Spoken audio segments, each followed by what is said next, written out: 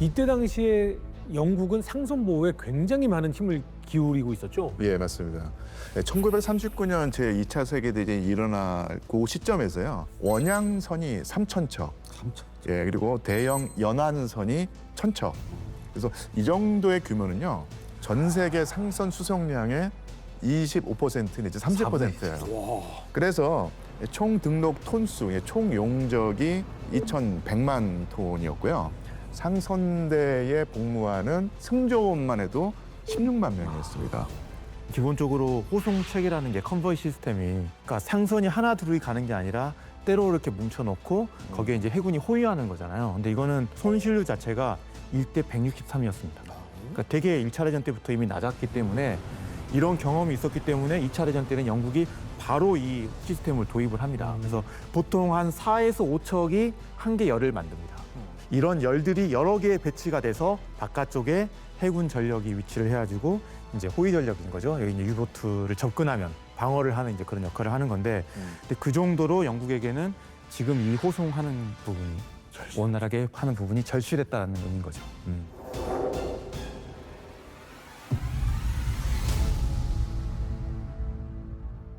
그럼 이때 당시에 이 호송선단 같은 경우에는 최신의 무기들은 또 아니었겠네요. 지금은 시대가 언제입니까? 2차 세계대전. 항공기가 발달한 때잖아요. 네.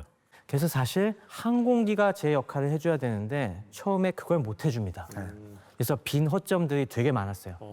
이 당시에 여러 가지 문제가 있었는데 영국 해안 주변에 공역을 담당하는 게 해안사령부, 코스탈 커맨드라고 별도로 있었습니다. 근데 이 해안사령부가 상당히 그 당시에 영국군 내에서 천덕꾸러기였어요. 왜요? 공군의 핵심 사령부는 뭐냐면 파이터 커맨드, 전투기 사령부랑 럼벌 커맨드, 폭격기 사령부였어요. 파이터 커맨드는 우리가 영국 항공전에서 했듯이 막 공습해오는 독일 폭격기들을 잡아야 되니까 굉장히 중요했고, 영국 항공전에서. 그 다음에 보복을 해야 되니까 전략 폭격을 수행하는 또 바머 커맨드가 굉장히 중요한 자원을 많이 받고 있었는데, 기코테아 해안 초기하고 뭐 우리 상선 지키는 코스탈 커맨드한테는 이게 자원이 제대로 돌아가겠어요? 안 네. 이때 당시에는 이 호송선단 호위가 그만큼 중요하던 때는 아니었으니까. 일단 뭐 당장 런던 상공으로 독일의 폭격기가 물밀듯이 오고 있는 상황이니 호송선단에 신경을 쓴다고 해도 덜 갈 수밖에 네네. 없었죠. 그게 무슨 결과가 나게 되냐면은 무기가 형편없었습니다. 항공기로 이런 유보트를 공격할 수 있는 무기 자체가 별로 없었어요. 이 당시 이 코스탈 커맨드가 스스로를 뭐라고 그래서 자주 섞인 말로 얘기했냐면은 우리는 신데렐라 군종이야. 무슨 뜻인지 아시겠어요? 엄마와 계모들에게 눈을 받았 그렇죠. 맞아요. 주변에 이제 언니들과. 계모와 언니들이 다 그냥 물자 갖고 가서 나는 맨날 신데렐라처럼 허름한 것만 받아 챙기는 그런 군종이다. 나름 땡보지가 아닙니까? 할 일이 없어요. 이렇게 되니까. 아, 근데 가서 이제 해군 이제 본 기지 가면 와 16인치다 막 이러면서 유리구두 부르는 느낌. 그리고 특히 항공기가 문제였어요. 비행기를 안 항공기- 줬으니까. 비행기를 제일 후진 걸 받으니까 장거리 초계가 안 되고 폭탄도 무시했습니다. 어떤 일들이 벌어지냐면 그 당시에 주로 쓰던 게 100파운드짜리 폭탄이었어요. 네. 근데 100파운드짜리 폭탄은 너무 위력이 낮은 거예요. 그렇죠. 그 안에 40kg이면 자기약이 얼마나 들어있겠어요. 근데 그 정도 갖고는 잠수함을 잡기에는 굉장히 한계가 있었어요. 그러면서 저기 잠수함이 있다고 하면서 슉 나가갖고 100파운드 폭탄을 떨어뜨려도 얘가 명중을 해도 안 떴어요. 격침이 안 되는 거예요. 제대로 타격을 못 주는 거예요. 어차피 비행기가 날라오면 잠수함도 급속 자망을 할 거 아니에요. 그러면 잠수하고 있는 잠수함 선체는 특히 더 영향을 못 주죠. 그래갖고 어떤 또 재미있는 일이 있었냐면은 모폭 사고가 있었습니다. 오폭이요? 초계를 하다가 잠수함을 발견해서 신난다 하면서 갔는데 사실은 영국 잠수함이었던 거예요. 그래서 영국 잠수함도 쟤들이 왜 오지 하면서 깜짝 놀라갖고 자망을 하는데 명중을 시켰어요. 근데 멀쩡했어요. 다행이네. 네. 반전의 반전이다. 그래서 100파운드짜리 준 거 아닙니까? 더 심한 일도 있었어요. 이게 혹시 그거 아닌가요? 이게 가볍잖아요. 까딱하면 물수제비 현상 같은 게 일어나지 않나 이게? 맞아요. 바로 그겁니다. 그거 진짜예요? 팔이 튀어요. 진짜 그게 났어요. 통통통. 네. 우리가 물의 표면 장력이 얼마나 강한지 이 물에 직접 뛰어 들어보신 분은 아시잖아요. 쫙 나면서 얼마나 되게 아프잖아요. 네. 그래서 실제로 굉장히 무거운 물체들도 이게 비스듬하게 떨어지면은 퉁 튀는 현상이 벌어지는 물수제비 현상이 나는데 이때 이 100파운드 폭탄이 이게 엄청 잘 됐습니다. 아 이게 막 쳤군요. 이게 잠수함을 딱 맞추는 게 아니라 잠수함 앞에서 풍 튀어갖고 그럼 어떻게 되겠어요? 그 계속 날려서 앞으로. 아 재수 없으면 자기한테 맞나요? 바로 그런 일이 있었습니다. 더 이렇게 뛰어 올라가지고. 아니 그렇게 높이 튀어요? 네, 이게 가는데 저공 폭격을 하다 보니까 이게 퉁 튄 다음에 자기한테 튕겨와서 맞는 일이 진짜 있었어요. 진짜 그래서 어지간히 재수가 없는 건데 이게. 1939년에만 무려 6대 항공기가 이런 사고로 떨어졌습니다. 6대가 떨어졌다고요? 희한한 일이긴 하지만 네. 진짜 이런 일들이 많이 아, 있었어요. 거의 비스마르크 방향타 맞는 거랑 비슷한 적이네 상황이. 세상이 그런 일이 맞아요. 나오네. 그래서 이 폭탄 갖고는 안 되겠다. 그래서 그럼 또 쓸 수 있는 게 뭐가 있습니까? 폭내. 그죠? 폭내에 쓸 수가 있는데 폭내도 문제였어요. 왜요? 폭내는 그나마 이때 450파운드짜리 폭내가 있었는데 사진을 보시면 아시겠지만 이게 깡통처럼 생겼어요. 항공용은 깡통으로 만들면 안 돼요. 그냥 구축하면서 떨어뜨리는 건 깡통을 만들어도 되는데. 그렇죠. 네, 그렇죠. 구축하면서 퐁퐁퐁 떨어뜨리는 거는 그냥 깡통식으로 떨어져도 괜찮은데 문제 이거 항공용으로 쓰니까 깡통용은 충격을 받았을 때 약합니다. 딱 입수할 때 충격으로 그때 찌그러져. 팍 찌그러지거나 손상이 돼서 신관이 제대로 작동을 안 하거나 아니면 그때 그냥 뽀고고고 하면서 깔아앉은 이런 문제들이 벌어지는 거예요. 이런 문제가 생겨서 실제로 유보트를 거의 잡지 못했어요. 초반에는 진짜. 네. 네. 심지어 기관총까지 말썽이었습니다. 왜요? 왜? 기관총 그래도 신뢰성이 있을 것 같잖아요.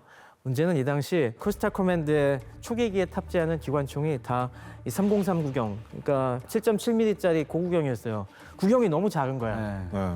이것도 너무 작아서 이걸로는 잠수함 선체에 별 근데 사실 신형탄 못 기관총으로 잠수함을 잡아요 원래? 아니 그러니까 다 만약에 쏘는 거죠. 중기관총 같은 거 있으면은 그래도 어느 정도 그 데미지를 줄 수 있어요. 그죠, 예를 들어서 위에 이제 뭐 잔망경이랄지 뭐 이런 거. 사망으로 들어가 버리면 전혀 소용없이 되죠. 근데 이제 자망하는 속도보다 비행기가 덮치는 속도가 더 빠르기 때문에 이 초기라도 우리가 캘리버 5원 같이 좀 중구경, 중기관총으로 때리면은 일단 저 안에서 자망할 때 막 이제 저 안으로 들어가는 승조원이라도 맞출 수 있잖아요. 그러면 승조원한테 피해를 줄 수 있는데 이게 그 당시에 함교 저 벽 뒤에만 숨으면은 이게 못 뚫는 거예요. 그러니까 별 피해 못 줬죠. 아, 저 이런 허탈하고도 유쾌한 장면은 우리가 이탈리아군 얘기할 때 이런 분위기였는데 마치 그런 분위기네요. 영국군도 초반에 진짜 심했습니다. 물수제비를 뜨는 100파운드 폭탄, 찌그러지는 폭내, 뚫을 수 없는 기관총. 하지만 그래도 보호해주는 누군가는 있지 않습니까? 근데 이 호의를 아예 못 받는 사각지대도 있지 않겠습니까? 그렇죠. 바다는 뭐 몇천 킬로미터까지 쫙 펼쳐져 있는데 항공기들은 기껏해야 몇백 킬로 갔다가 연료가 떨어지니까 돌아와야 되는 그렇죠. 그런 상황이다 보니 이 얼마나 육지에 가깝게 있느냐 그 부분만 커버가 되고 네. 나머지 대양 한가운데 망망대해는 커버가 안 되는 구역이 생겼던 거죠. 그렇죠. 이게 얼마나 그 당시에 심각했냐면은 지도를 보시면 네. 딱 나옵니다. 초계기들이 커버할 수 있는 영역이 저기 빨갛게 칠한 부분입니다. 이게 영국 본토만 갖고는 이게 커버가 힘드니까 그 다음에는 아이슬란드 기지를 설치해서 거기서도 막 띄우기 시작을 해요. 그리고 또 당연히 캐나다 쪽에서도 기지를 만들어서 그쪽에서도 초계기를 띄우고요. 하지만 그 중간에 공백지대가 아이슬란드와 캐나다 사이 중간이 굉장히 넓은데요.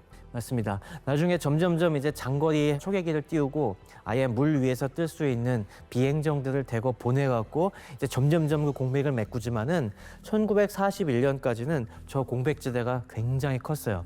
그래서 저걸 이른바 에어갭이라고 했어요. 그리고 초기에는 항공기를 투입해도 이 파일럿들이 잠수함 발견하는 훈련이 전혀 안 돼 있었습니다. 그러니까 위에 스노클하고 이렇게 갈 때 요 항적을 추적해야 되는데 이게 또 쉽지가 않아요. 이것도 굉장히 많은 훈련이 필요하고 저기 보시면 저기 빨간 점 있는 게 뭐냐 유보트한테 맞아서 격침된 곳이에요. 제가 요거를 이제 구현을 했는데 사실상 실제 격침된 거에 한 30% 정도밖에 안 됩니다. 사실 이것도. 근데 아까 그 항공기가 커버할 수 있는 범위라고 나와 있는 지역인데도 저러네요. 네, 그러니까 저기 보시면 아이슬란드 한계선 안쪽으로 이제 유보트가 많이 활약을 했었는데 점점 항공기가 활약을 하면서 이제 요 에어갭 쪽으로 많이 이제 나오고 있습니다. 그리고 저 캐나다 쪽 보시면 저게 뉴퍼틀랜드 한계선이에요. 뉴퍼틀랜드에서 항공기가 작전을 했을 때 저 부분만 넘어가면 됩니다. 그리고 저기 보시면 이제 그린란드가 있잖아요. 네. 그럼 야 그린란드에다가 기지를 설치하면 땅 메꿔 되죠. 주는데. 보기에는 저기 땅 같은데 가면 저희가 아니에요. 빙판이고 막 이거 난리가 나요. 뭐 저기다 못했어요. 요즘에는 좀 할 수 있죠 그래도. 요즘도 쉽진 않죠. 요즘은 또 지구 온난화로 점점 빙하가 녹기 때문에 이 냉전 시대엔 사실 저기 빙하 위에다가도 비행장을 만들어서 뜨고 막 그랬었는데 요즘은 다시 녹아갖고 이게 쉽지 않다고 하더라고요. 어쨌건 저런 식으로 초기에는 영국의 호송선단 체계라는 게 허점이 엄청나게 많을 수밖에 없었습니다. 그러면서 유보트가 진짜 저런 식으로 영국을 괴롭히기 좋은 찬스였던 거죠. 다만 역시 계속 뭐가 문제였습니까? 유보트가 너무 부족해요, 수가. 근데 독일은 독일대로 유보트가 더 있어야 되는데 데니스 장군의 고뇌는 깊어져 갔지만 또 반대로 영국은 영국대로 전 골치 아픈 유보트 때문에 그래서 소문에 의하면은 처칠은 이것 때문에 불면증에 걸렸다 이런 이야기도 있었어요. 예, 그래서 처칠이 나중에 회고록을 썼는데 거기 보면 전쟁 중 나를 정말로 두렵게 만든 것은 유보트 유해였다라고 딱 명시를 해놓거든요. 그래서 사실은 뭐 수송선이 침몰하는 광경이 생각만 해도 나를 밤낮으로 고문한다, 괴롭힌다. 이런 토로를 할 정도로 극도로 신경을 썼던 모양이에요. 사실은 이 미국으로부터 오는 물자가 공급이 안 되면은 사실은 영국이 고사할 칸이니까 정말 피가 마르는 상황인데 불면증 얘기는 본인 피셜은 아니고요. 그다음에 또 의사 피셜도 아니고 하지만 지근거리에서 이 처치를 보좌하는 측근들이 했던 말입니다. 근데 또 하나가 뭐 이때 생각해 볼 게 처칠이 나이가 60대 후반이라 잠이 없지 않았을까 싶기도 하고요. 근데 처칠의 특징 중에 하나가 예. 침대에서 업무를 굉장히 많이 봤어요. 예. 그러면 별로 안 좋은데. 그러니까 이게 문제가 뭐냐면 그 침대에서 이제 계속 시가를 폈다는 거죠. 그리고 위스키도 즐겼죠. 예, 맞습니다. 예. 그 음주 상태에서 잠깐 그냥 뭐 항상 큰일 나. 통이 있을 수밖에 없는. 예, 체형도 사실은 건강할 체형은 아닌데 네. 그래도 나중에 장수하는 거 보면 참 타고난. 예. 가진 걸 다 먹었겠죠. 결국은 몸에 탈이 납니다. 1943년에 결국 과로로 몸이 망가져가지고 또 이제 노인이니까 폐렴 증세까지 있는데 상당히 심한 폐렴 증세가 나타나가지고 지금도 폐렴이 위험한 병인데 노인들한테 당시에는 더 위험했겠죠. 그래서 정말 촉각을 곤두세우는 상황이었고 그래서 요양까지 했는데요. 제가 옛날에 그 어렸을 때 처칠 전기를 읽었을 때 페니실린이 나와서 처칠이 살아남았기 때문에 연합국이 이길 수 있었다. 뭐 이런 기술이 생각나는데 이 부분은 좀 잘못 알려진 부분이 있습니다. 그렇습니까? 네, 이걸 잘 알고 싶으시면은 KFM 플러스에서 하는 밀사친 탐구 생활을 한번 보시면 되는데요. 이때 페니실린을 쓴 게 아니라 독일의 썰파제를 써서 그런가요? 그 당시에 근데 살아났습니다. 독일 썰파제로 치료했다라고 하면 이거 지금 좀 말하기 그렇지 않아? 페니실린은 하겠다. 약간 이렇게 해서 그게 퍼졌나 봐요. 맞습니다. 그런 것도 있습니다. 그러니까 여기서 보면은 얼마만큼 처칠이 스트레스를 받고 있었는지를 알 수 있잖아요. 네. 그러니까 그렇기 때문에 독일이 소련을 쳐들어갔을 때 처칠이 이제 살았다, 좀 숨구멍이 트였다라고 느낌을 받았던 것도 나 혼자 싸우는 게 아니라 드디어 이제 독일이 다른 놈들하고 또 싸우는구나. 이제 이게 진짜 되게 큰 내가 부분이었던 친구가 거고. 생겼어. 그렇죠. 그 다음에 영국 입장에서는 지금 이 전쟁을 수행하는데 정말 두 가지 포인트가 제일 중요했습니다. 한 가지 포인트는 결국 영국은 제국이잖아요. 네. 제국에서 오는 물자들이 들어오는 결국 해상 수송로가 정말 영국한테는 핵심적인 거였던 거고. 그렇죠. 또 하나는 독일한테 이제 고립될 수도 있는 그런 상황에서 이 전쟁을 계속 이끌어 가려면 영국 국민들의 전쟁 수행 의지입니다. 그렇죠. 이거가 죽어버리면 이제 또 끝나거든요. 그렇죠. 근데 그것도 결국에는 해상 수로가 막히면 사람들이 못 먹으면 또 꺾이거든요. 이제 그렇기 때문에 이게 정말 처칠에게 있어서는 너무나 지금 중요한 이게 그때 영국도 배급제 같은 걸 했었잖아요. 이제 시작을 하죠. 배급제를 하는데 만약에 배급제를 했는데 어제까지만 해도 계란 2알 주기로 했는데 안 줬다. 뭐 이렇게 돼봐요. 이게 하루 이틀이면 괜찮은데 이게 쌓이게 되면은 근데 이게 정치랑 밀접하게 연관된 그러니까 부분이죠. 정치도 정말 네. 중요하고 네. 실질적인 삶도 정말 중요하고 네네. 이 모두를 다 잡아야 되는데 안 그래도 스트레스 이렇게 받는데 처칠이 뒷목을 한번 잡죠. 다른 게 격심됩니다. 그죠. 이제 1940년 중반부터 이제 유보트의 5인 방침이 바뀌니까 이제 발주한 다음에 거의 1년 되면서부터 이제 나오기 시작했거든요.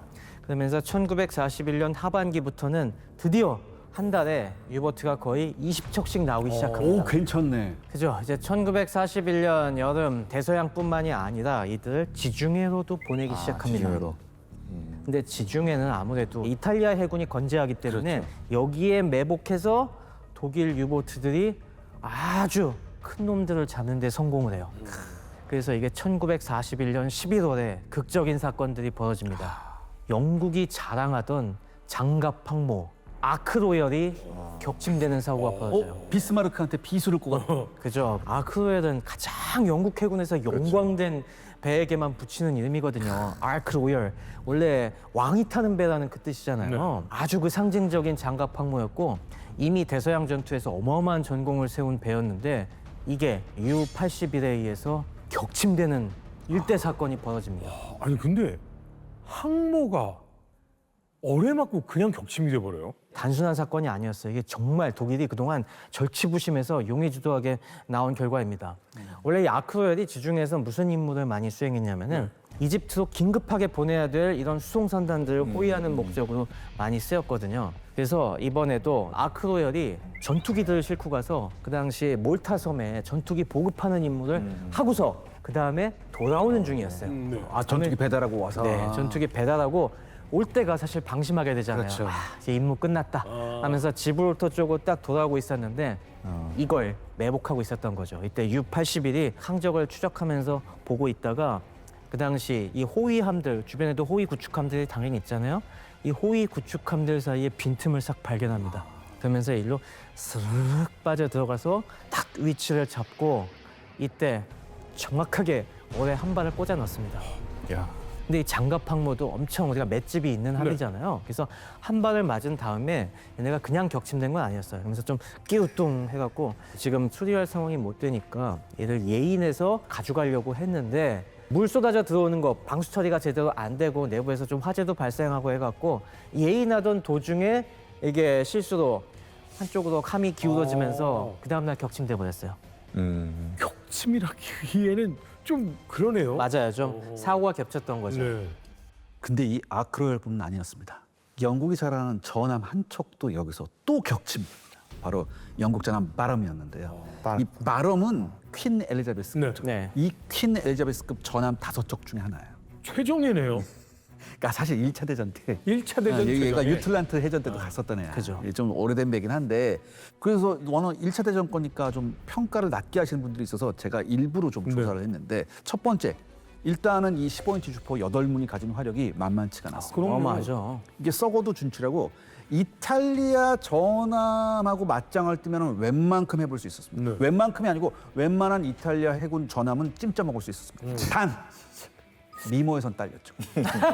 그렇죠. 두 번째는 뭐냐면 이게 또 24노트잖아요. 네. 이게 속도가 그러니까 다르다. 최신의 함정하고도 공동 작전이 웬만큼 가능했었어요. 그럼요. 웬만큼 가능했었고 세 번째는 상징성입니다. 아까 말씀드렸죠. 유트란트 해전을 겪었고 베테랑 전함이었고 영국 해군의 전통을 살리는 그런 배 중에 하나였어요. 그래서 굉장히 자부심이 있었습니다. 그런데 1941년 11월 25일이었습니다. 이탈리아하고 독일 해군은 북아프리카로 보급을 하고 있었거든요.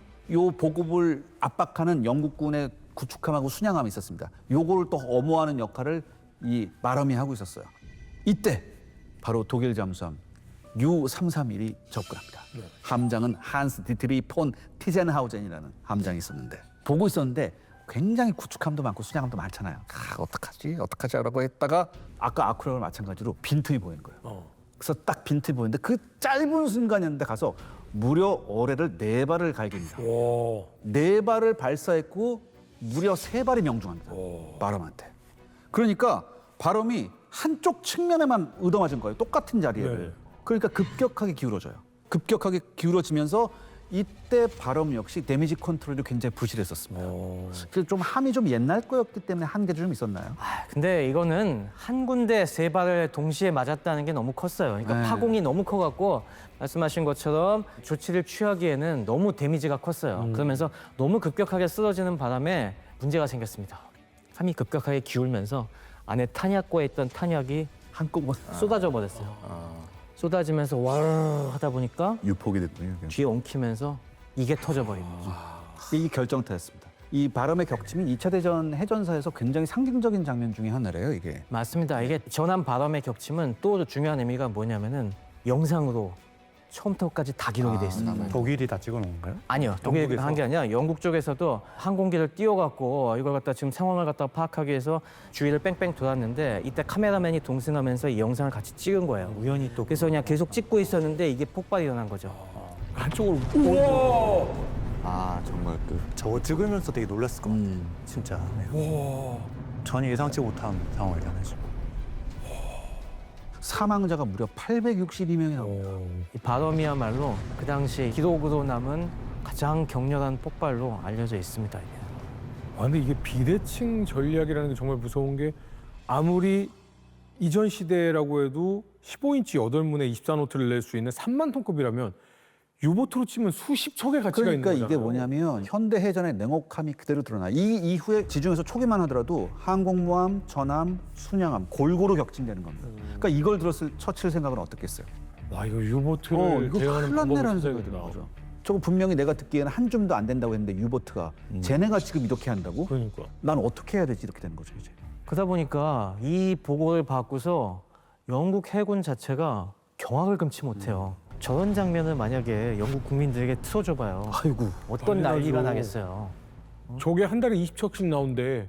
또 잠수함을 놓쳤어요. 그냥 그 다음에 발견도 못하고 그냥 보내준 상황이다 보니까 이걸 그대로 얘기했다가는 국민 여론이 어떻게 될지 네. 도저히 알 수가 없기 때문에 영국 해군이 저거는 그냥 묻어버리게 합니다. 아 모두 통제를 했군요. 모두 통제를 해서 사실을 절대 안 알리고 발언에 아무래도 승조원들 유가족들은 알 수 있을 거 아니에요. 어차피 자기 가족들 소식이 끊기니까. 그래서 유족들한테도 이거는 국가의 위신이 달린 문제니까 절대 얘기하지 마라. 함고령을 내려갖고 저게 몇 달 동안 은폐됩니다. 근데 자식을 잃은 부모가 자식을 잃었다라고 제대로 얘기도 못 한다는 건 참 끔찍하긴 하네요. 심지어 저걸 공격한 우리 티젠하우젠 함장도 자기가 어뢰는 쐈는데 그 다음에 어떻게 되는지 그냥 도망가느라고 그러는 거죠. 확인할 기회가 없었어요. 그래갖고 독일도 몰랐습니다. 원래 이런 격침 전과가 나오면 영국 언론에 나오는 걸 보고서 우리도 격침했습니다 내보낼 텐데 영국이 입을 싹 닫고 있으니까 난 분명히 쐈는데 맞은 것 같단 말이야. 이 당시 티젠하우젠이 쏜 거리가 400m밖에 안 됐어요. 그럼 소리도 분명히 잘 들렸을 텐데. 그죠? 400m에서 쏘는 거는 당연히 빗나갈 수가 진짜 없죠. 코앞이잖아요. 네. 이거는 안 맞을 수가 없고 자기도 분명히 소리를 들었는데 엄청난 소리를. 이게 증명이 안 되니까 옥신각신 하다가 나중에서야 네 말이 맞았구나 하면서 훈장 수여식을 아주 끝내주게 하죠. 증거가 없어 정도가 아닐 것 같아요. 야, 이 400m 앞에서도 못 맞히냐? 이 얘기까지 들었을 것 같다는 생각이 들긴 해요. 근데 이렇게까지 U-81과 U-331이 어마어마한 전과를 낼 수 있었던 데는 이 당시 유보트 함장들이 정말 숙련되었다는 그 플러스랑 지중해의 독특한 이 특징이 여기에 한몫을 합니다. 뭐요? 지중해는 대서양이랑 환경이 완전히 달라요. 대서양 되게 깊은 바다잖아요. 네. 깊은 대양인데 지중해는 내해예요, 사실. 네. 출구라고 해봤자 수에즈 운하랑 지브롤터 해협 좁은 데밖에 없고 또 지중해는 뭘로 유명합니까? 올리브. 태양은 가득히. 장렬하는 태양 때문에 이 수온이 굉장히 따뜻해요. 그러다 보니까 잠수함을 탐지할 때 우리가 음파로 하잖아요. 네. 근데 이 음파가 잘 닿지 않는 그런 상황이 발생합니다. 물의 온도 차가 급격하게 날 때 소나의 이 탐지음이 잘 안 가요. 수온 변화층이 곧 맞아요. 있구나. 대서양은 굉장히 이게 깊기 때문에 수온 변화가 이렇게 심하지가 않아요. 수온 약층이라고 하는 이 경계층이 굉장히 깊은 데 형성이 돼 있습니다. 보통 잠수함의 자망 심도보다도 더 깊은 데가 많아갖고 음파가 대부분 똑바로 가는데 지중해는 얕은 데다가 위에서는 장렬한 태양으로 따뜻하고 하다 보니까 이런 수온 약층이 좀 얕아요. 잠수함의 이 자망 심도 정도밖에 안 됩니다. 그 밑으로 쏙 들어가면 탐지가 힘들겠네. 그 밑으로 들어가면은 이게 탐지가 잘 안 되는 거예요. 이 당시 독일 함장들이 이걸 어떻게 알았냐면은 지중해에서 작전을 하는데 하다 보니까 어느 이하 깊이로 자망을 하면은 갑자기 구축함이 쏘는 띵띵 이 소리가 안 들리는 걸 확인했어요. 왜 그러지? 하다 보니까 과학적으로 생각해 보니 여기가 이런 수온 변화가 심해서 음파가 안 들어오는 층이 그렇게 깊지 않구나. 그래서 쏜 다음에 일로 싹 숨는 이런 전술을 개발합니다. 내복이 바로 가능한 거예요. 근데 사실 지중해가 항공기가 떠 있으면 훨씬 불리한 해역은 맞잖아요. 네, 근데 여기는 이탈리아 공군이 아직 활약을 하고 있었으니까 이탈리아 공군과 독일 공군이 또 엄호가 들어오고 거기에 또 함장들의 노하우도 많이 생긴 것이 이 당시 영국의 소나 수중 청음기에 한계도 있었습니다. 이게 노이즈를 걸러내는데 한계가 있다 보니까 방향이 옆구리 쪽 방향으로 들어오는 이 음파들은 잘 들을 수가 있는데 앞뒤로는 문제가 있는 거예요. 왜냐하면 앞에 가는 아군 함정이나 이 뒤쪽은 또 내 프로펠러가 내는 그 소음이 이쪽 방향으로 퍼져나가기 때문에 그쪽에서는 다른 취약해. 소음에 묻혀갖고 잠수함 소음이 잘 안 들리는 거예요. 그러니까 이걸 눈치채고 독일 잠수함들이 일부러 그쪽으로 파고듭니다. 구축함들이 막 이렇게 왔다 갔다 하면은 보고 있다가 이 뒤로 싹 들어오는 거예요. 이렇게 해서 같이 들어오다가 거리를 탁 좁혀갖고 갑자기 직격을 하고 맞으면은 즉시 그 수온 약층 밑으로 숨어버려서 싹 피하는 이런 전법들을 갖다가 찾아낸 거고 이게 제대로 먹힌 거죠. 근데 이게 먹힌 시점이 41년 11월이에요. 네네, 그러니까 엄청난 활약인데 맞아요. 이 시절이 사실 독소전의 하이라이트 부분이라고 할 정도로 엄청 중요한 시기잖아요. 맞아요. 이쪽이 메인이긴 한데 저 중요한 성과를 그대로 둘 수도 없고 히틀러로서는 어느 쪽을 결정해야 될지가 굉장히 힘든 상황이겠다라는 느낌이 좀 들어요. 아, 그렇긴 한데 이때서부터 다시 이 유보트로도 관심이 갑니다. 왜냐하면 11월, 12월이 되니까 독소전이 꼬이기 시작했잖아요. 네. 그래서 이때부터 독일의 선전 뉴스 영상에서도 분위기가 딱 감지가 됩니다. 10월까지는 소련에서 독일이 승승장구하는 것만 집중적으로 틀어줬는데 11월 달 돼서 이제 소련에서 승리한 뉴스가 줄어드니까 틀 게 없어. 그 빈자리를 잠수함이 메꾸기 시작을 합니다. 드디어 우리 유보트 전사들이 이 지중해에서 계속 격침을 시키고 있습니다 하는 게 막 나오고 이때서부터는 이 잠수함의 영웅들이 쫙 집중 조명을 슬슬 받기 시작을 해요. 근데 사실 많은 유보트 함장들은 지중해 가기 싫어했었어요.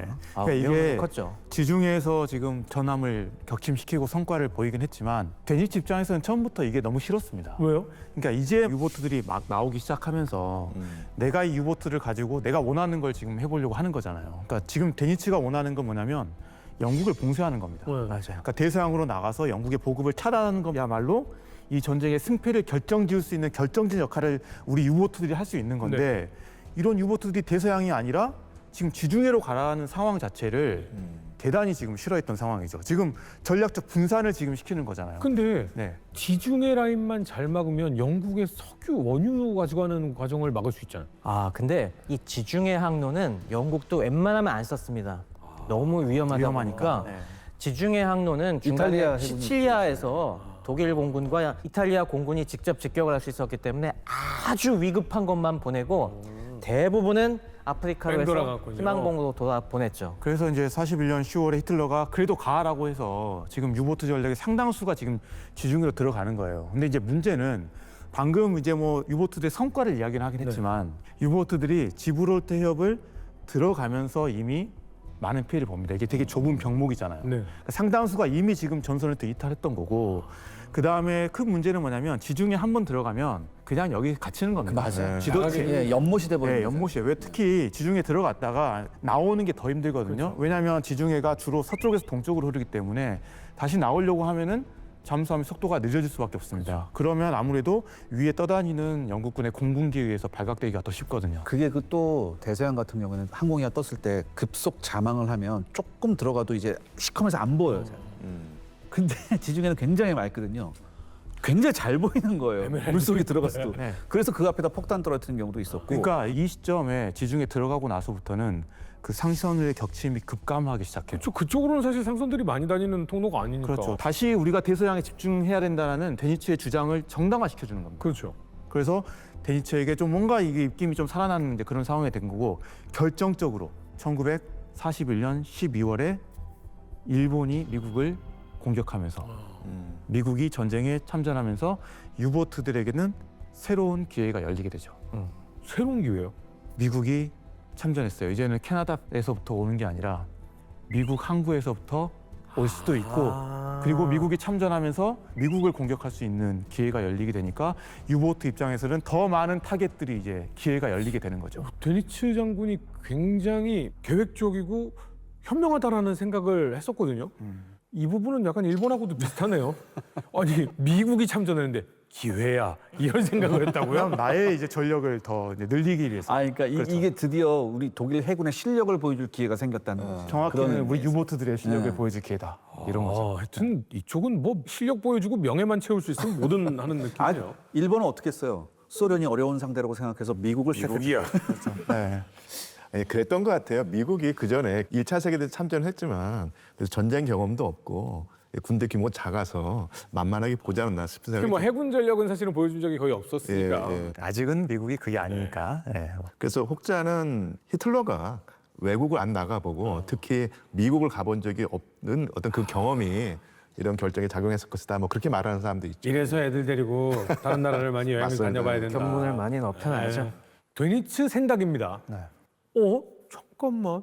이러면 항로가 다변화되고 우리가 미국을 공격할 수도 있으면 이야, 우리 잠수함들이 갈 수 있는 곳이 이렇게 많아졌네 라고 생각을 한 거잖아요. 네. 진짜로 때립니까? 네, 때립니다. 그러니까 12월 7일 날 진주만 공격이 일어났죠. 독일이 12월 11일 날 미국에 대한 선전포고를 합니다. 네. 그래서 즉각 행동을 하게 됩니다. 그래서 동해안을 한번 때리러 가자라고 했는데 미 동해안이요? 네, 네. 우리 동해안 아닙니다. 네, 미국 동해안. 뉴욕, 네. 뭐 플로리다 네. 아 근데 생각해 보면 원래는 비스마르크가 출발해서 내려와서 한 바퀴 돌고 겨우 빠져나와서 활약을 해야 되는 그쪽이잖아요. 네. 그걸 유보트로 한다. 그렇죠. 여기 거리만 따졌을 때 3,000마일이니까 지금 거의 5,000km 가까운 거리이고 가는데 5주가 걸려요. 그러니까 원래는 유보트 12척을 동원을 하려고 했는데 지금 유보트가 지중해로 또 많이 나가 있는 네. 상황인 거고 그래서 5척으로 작전을 처음에는 개시를 합니다. 일단 시작을 해보죠. 저희 작전명 자체도 되게 의미심장한 게 파우켄 슐라크 북소리입니다. 북을 한번 공격해보자. 두두두 이제 시작됐다. 진격이다. 우리가 다시 한번 우리 유보트의 진면목을 한번 보여주자. 우리가 잘하는 건 뭐냐? 결국 상대방의 전략을 꺾어버리는 거다. 그렇잖아요. 지금 이 봉쇄를 시켜버리는 거잖아요. 네. 1월 13일 날 거의 미국 앞에 이제 온 겁니다. 그래서 유보트가 딱 왔어요. 근데 뭐 미국 해안이 그냥 미국 해안인 거예요. 뭐 와서 뭐 우리가 공격도 받을 줄 알고 네. 뭔가 있을 줄 알았는데 뭔가 서슬퍼렇게 막 구축함 다니면서 막 이렇게 경기할 줄 알았는데 네, 영국의 전혀 느낌. 아니었네. 네, 유보트 123의 함장이었던 하르데켄 데비가 이 사람은 해도도 없었어요. 그러니까 관광 안내서 한 곳만 가지고 들어간 거예요. 그러니까 그만큼 급박하게 미국을 공격하러 들어간 거죠. 그래도 무서우니까 처음에는 이제 밤에 들어가기로 한 거예요. 그래서 밤에 딱 갔는데 불야성이 진짜 완전히 해안가에 불빛이 막 있으니까 뉴저지부터 뉴욕까지 그래야서 굳이 해도도 필요 없고 관광 안내서도 필요 없고 불빛 따라서 이렇게 가면은 미국 해역을 항법하는데 전혀 문제가 없었다라고 이야기를 했고 실제로 이제 낮에 다시 이제 코니 아일랜드 쪽으로 와가지고 쌍안경을 이렇게 보니까 그냥 미국인들이 해수욕을 이렇게 장하고 먹고 이렇게 있는 모습을 직접 바라보면서 뭐 뉴저지 해안에서는 그냥 수면에 떠오르는 채 그냥 막 상선들을 때려잡고 작전을 했던 거고 그 다음에 이제 또 다른 유보트 지휘관 같은 경우도 거의 뭐 이제 무탐지 상태입니다. 전혀 저항 없이 뉴욕 항구안까지 전망경을 올려가지고 스카이라인을 이제 감상을 하는 건데 그때의 그 장면이 사실 이제 무방비 상태의 미국을 상징하는 이제 모습이었던 거고 하르데켄 데비가 이런 이야기를 하죠. 미국 상선들을 혹은 유조선을 공격하는 것은 통발에서 물고기 잡는 거다. 넓은 대서양의 해역 이게 아니라 손 넣어서 꺼내면 되는 거야. 통발에서 잡는 거다. 그래서 데니츠도 나중에 이제 회고록에서 이때 우리가 미국에서 거둔 성과는 내가 처음에 생각했던 거를 훨씬 더 초과를 했고 유보트 승무원들 또 이 시기를 제2의 해피타임이라고 불렀다고 합니다. 가장 대표적인 사례가 여기 플로리다 해안에서 벌어졌어요. 1942년 4월 11일 날 U-123이 이 잭슨빌 앞바다에서 미국 유조선이 있습니다. 걸프 아메리카라고. 이거를 격침시켰는데 이게 당시에 그 연료를 10만 배럴 싣고 있었어요. 근데 문제는 뭐냐면은 잭슨빌 비치가 아까 우리 교수님께서 말씀하셨듯이 환한 관광지잖아. 또. 플로리다야. 말도 못하죠. 뒤편에 이렇게 휘황찬란한 네온 사인 있고 쫙 하고 앞에 새까만 그 실루엣이 보이는 거예요. 이건 너무나 좋은 손쉬운하게 사람들이 다 구경하고 있던 거고요. 쐈어요. 7번 탱크를 때리자마자 얘가 대폭발. 근데 폭발했으면 와 신고하고 난리를 쳐야 될 거예요. 해변에 사람들이 새까맣게 보면서 와 저 뭐지? 이렇게 된 거예요. 그래서 미국 입장에서는 독일 놈들이 여기까지 왔다. 이렇게 했죠. 그래서 여러 가지 방법을 했는데 영국 해군들이 가르쳐준 방법을 잘 안 썼어요. 우리는 획기적인 전략이 있다. 바로 우리는 독일이 유보트가 있다면 우리는 큐십이 있다고 딱 했습니다. 큐십. 이게 뭐냐면 겉으로는 상선처럼 보이지만 이게 대포를 숨겨놓은 배예요. 그래서 요거를 투입해요. 그래서 1942년에 USS 아틱이라는 애가 어뢰를 한 발 맞았어요. 그때 유보트 전법이 뭐냐면 어뢰를 한 발 맞힌 다음에 위험이 없다고 판단하고 얘가 아직 격침 안 됐으면 근처로 가요. 근처로 가서 앞에 뭐가 있어요? 유보트도 대포가 있다고.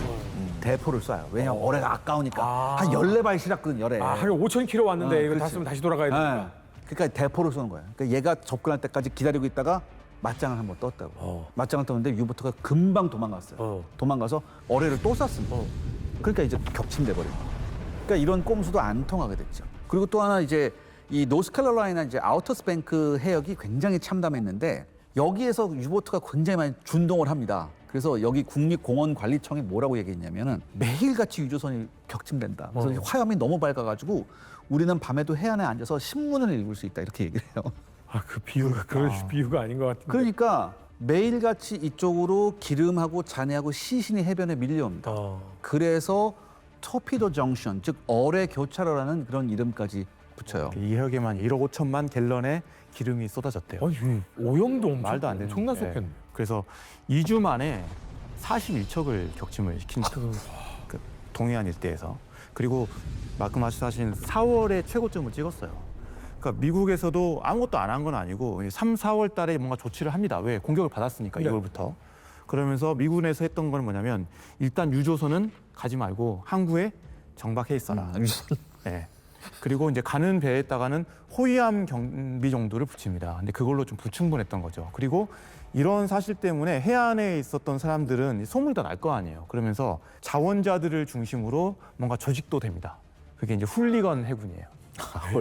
훌리건 해군이라는 게 만들어졌고 이제 민간인들이 자기들 어선과 돛담배나 이런 거를 가지고 와서 내가 한번 지켜보겠습니다라고 해서 이제 이런 게 결성이 되는데 내가 한번 지켜. 그때 또 한 번의 해양덕이 나오네요. 네, 해양덕이 나오는 거죠. 그때 유명한 인물이 해밍웨이입니다. 아, 그렇죠. 해밍웨이. 네, 맞아요. 네, 해밍웨이가 자신의 요트 이제 필라오를 직접 타고 나가서 기관총이랑 소총이랑 뭐 이런 거 들고 그다음 나가서 승조원들도 자기가 술집에서 그렇죠. 이제 데리고 가는데 사실 이런 것들이 이제 무의미했죠. 근데 어쨌든 영국이 처음에 이야기를 해줬어요. 사실 유보트들이 간다.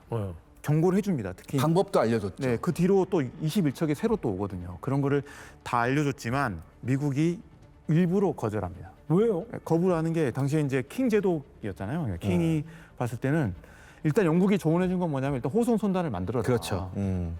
그다음 등화관제 해라 등등인데 등화관제에 대해서는 야 우리 뉴욕이나 이런 동해안의 모든 이런 어마어마한 도시들의 상업과 관광 수입을 위해서 어떻게 그걸 포기할 수 있냐. 클럽에서 하루에 들어온 돈이 얼마인 줄 알아? 이렇게 나온 거예요. 아 이거 조스에서 많이 본 장면인데 이거. 맞아요. 그 시장이 그렇죠. 그다음에 이제 호송함에 대해서는 뭐 사실 킹 제독을 지지하는 입장에서는 또 이런 이야기도 해요. 아 루즈벨트 대통령이 이미 구축함 50척을 영국에 넘겨줬기 때문에 뭐 어쩔 수 없었다 이런 이야기를 하긴 하지만 영국이 1차 대전 때 호송 선단을 도입하지 않았던 초반에 않았던 이유랑 비슷합니다. 뭉치면 오히려 유보트에게 더 쉬운 표적을 된다. 제공할 수 있다라는 그런 약간의 오만함. 우리는 구축함도 영국 거보다 훨씬 더 잘 만들 수 있어.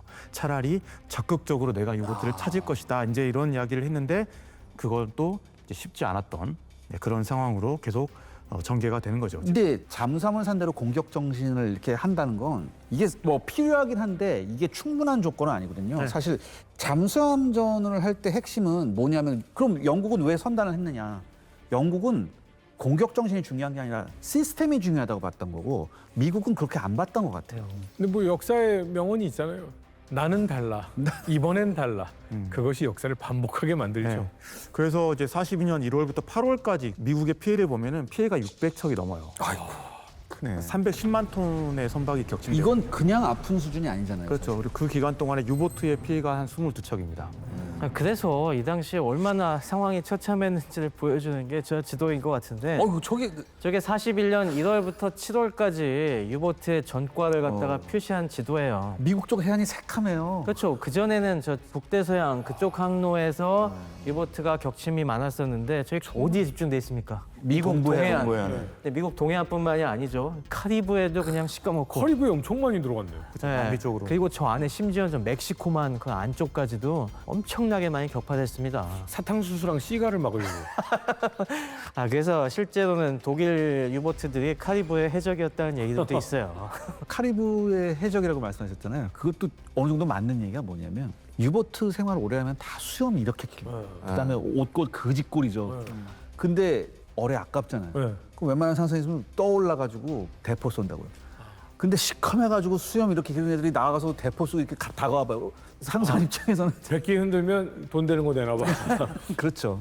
그래서 이제 여기에 대해서는 어때 미국 국민들도 다 알고 있을 것 같잖아요. 근데 네. 사실 그걸 잘 몰랐습니다. 아, 그래요? 네. 또 보도 통제. 그러니까 이게 미국의 대중들에게 사실 검열을 한 거죠. 언론 검열을 하면서 미국 대중의 이제 패닉을 막고 사실 독일에게도 너희가 얼만큼 성과 냈어 이런 걸 알려주고 싶었던 것도 아니고 결국 이렇게 됐기 때문에 유보트가 여기서 이만큼 무시무시한 하락을 했다라는 것은 미국의 어떤 대중들의 집단 기억 속에 남아있지 않습니다. 그리고 이 시절에 일본이 미국 서해안에서 정말 몇 척 안 되는 일본 잠수함들이 하나 격침시켰잖아요.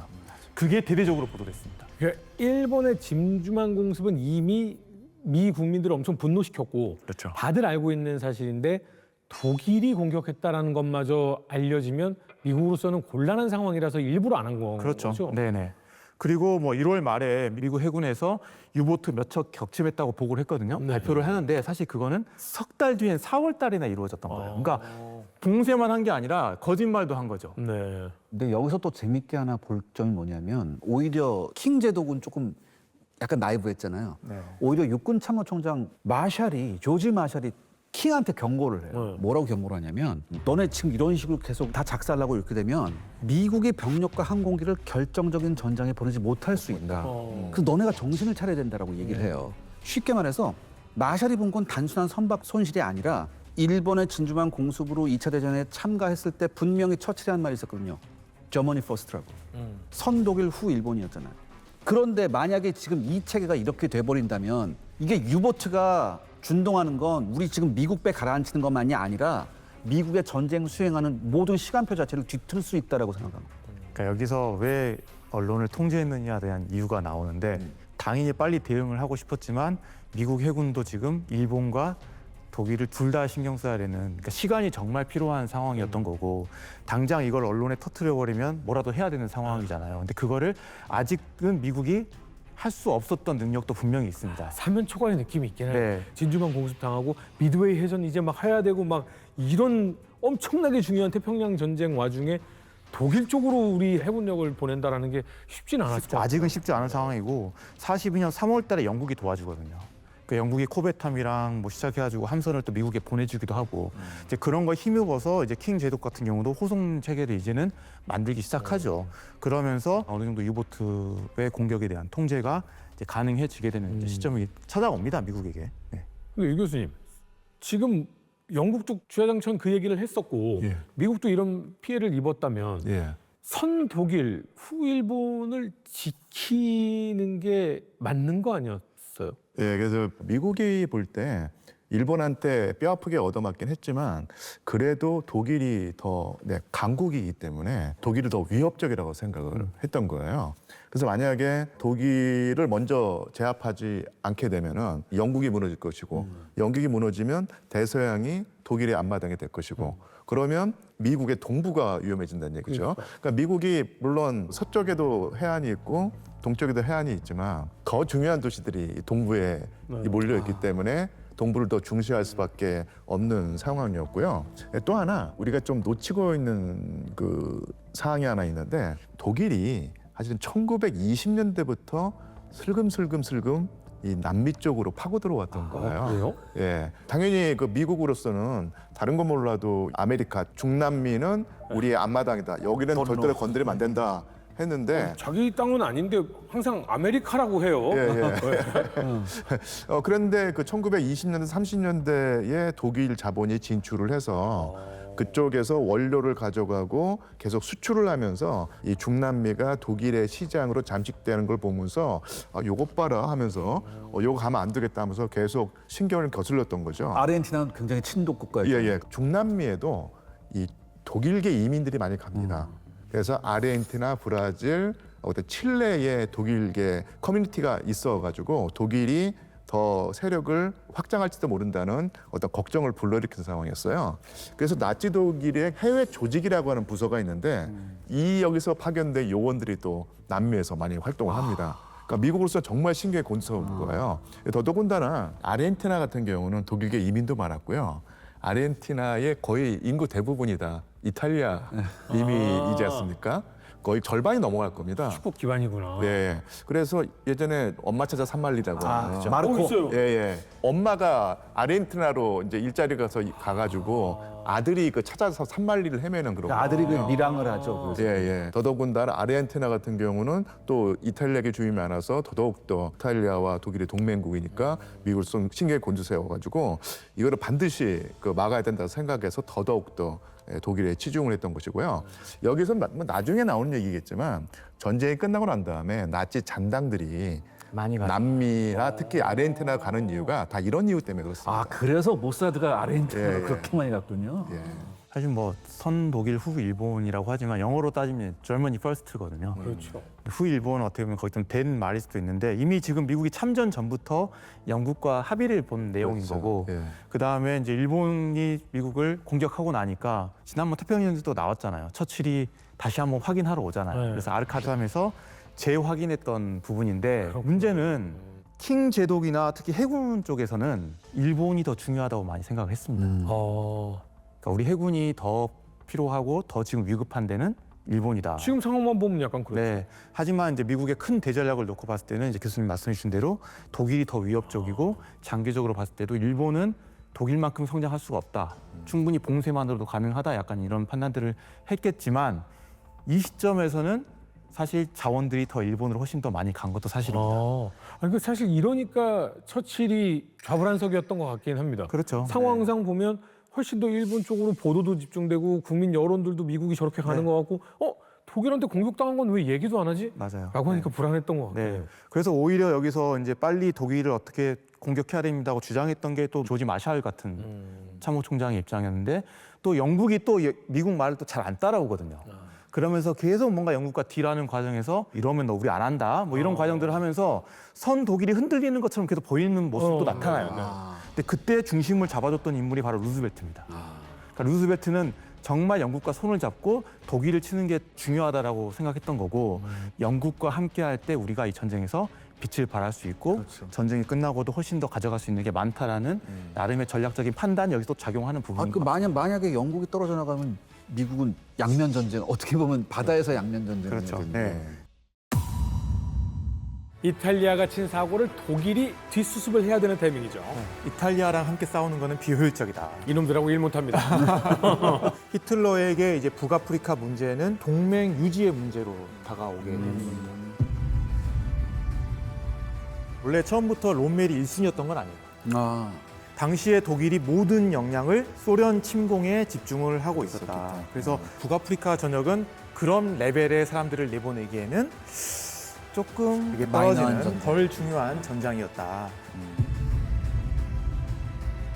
히틀러가 사실은 이 당시에 군에서 이런 고루한 귀족 출신들 말고 대단한 활약을 하는 우리 독일군의 마스코트가 필요한데 딱 보니까 로멜이 적임자인 거예요. 히틀러가 보기에는. 그러니까 어떻게 보면은 독일 나치 체제의 기획상품으로 키워진 아이돌이라는 시각도 굉장히 많습니다.